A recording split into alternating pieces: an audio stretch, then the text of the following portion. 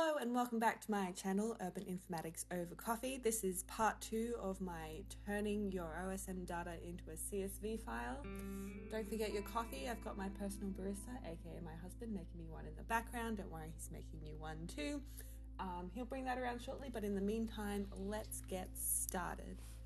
So once you have all your beautiful layers as KML files from 3ds Max, we can then come to Google MyMaps to turn them finally into our beautiful CSV files. So to do that, we're going to import a new layer into MyMaps, and we're going to browse, and here are my pre-prepared KML files from 3ds Max. So we're going to let's bring in double story, open. This is the annoying part because it also brings in these guys, but that's fine. Just delete them every time.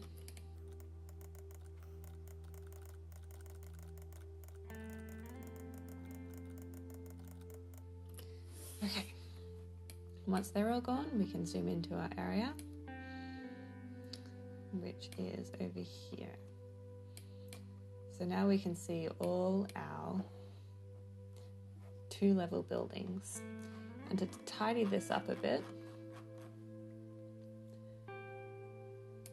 we're going to have a uniform style by layer.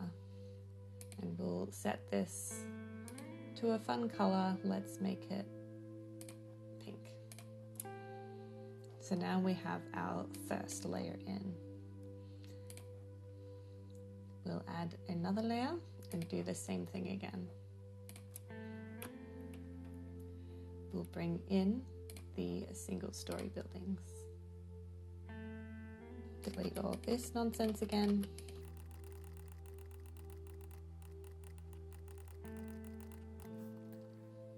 And we'll zoom in to see all of our single-story dwellings. And again, we'll do the same thing.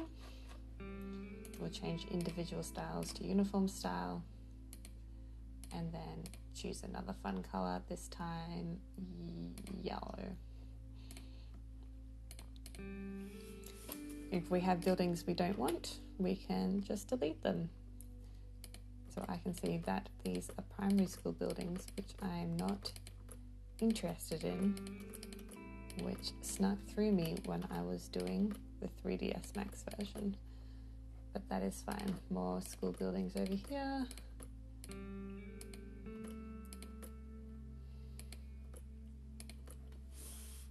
And once we are happy, we now have a nice visual representation of 2 versus 1 story, which is a nice perk of doing it this way.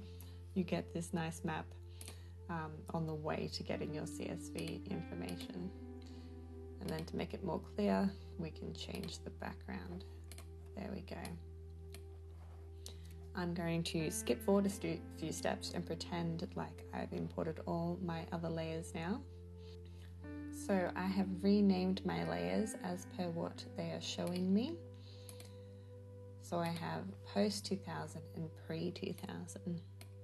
So now Google Maps lets us download our data as a CSV, which is what we finally wanted. I'm going to come over here and export the data as a CSV, which is what I want. I'm going to open this up to show you what it looks like. So it's just exported it, each shape that was in that particular group. So that was semi-detached. So it only exported these buildings for me. So in name, or whatever column really, I'm just going to put semi-detached and drag it down for the entire data set. So now I know that this polygon is a semi-detached dwelling.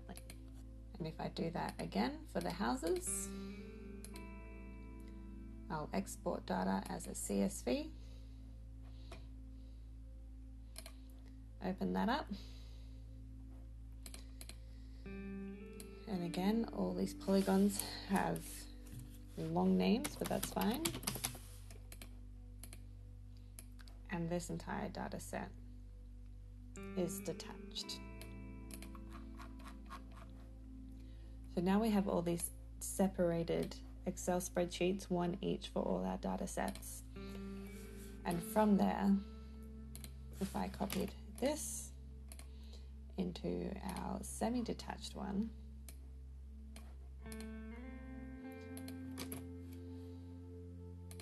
into here,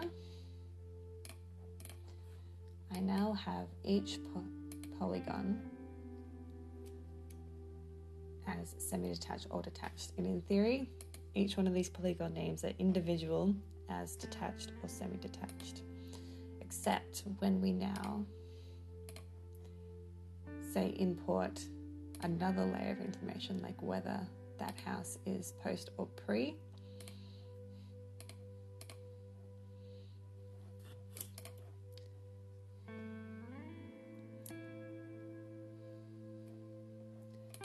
This time I'm going to put in pre-2000.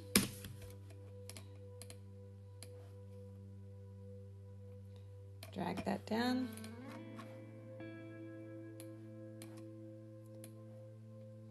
Copy these again.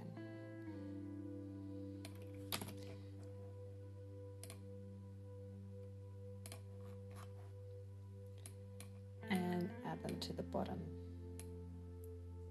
of your spreadsheet. And yes, I did notice this copied incorrectly, so we'll fix that. So eventually you do that for all of them, put them into the same spreadsheet, and from there we can clean up this data, because all these polygons should appear 3 times in the data set. Once for the type, so detached, semi-detached, or apartment in this case, and then another time for either pre or post 2000, and then one more time for 1 or 2 levels. And so we do some magic in the spreadsheet and get them all to line up. So one polygon only appears once, and we'll have the 3 layers of information we want next to it. But that's a different story about how to do that. The point is now we have somewhere to go from. We have our data in a CSV format. So pick up again next time for part 3, and we'll talk about all the magic joys of spreadsheets. But until then, don't forget to like and subscribe, and I will see you in my next video.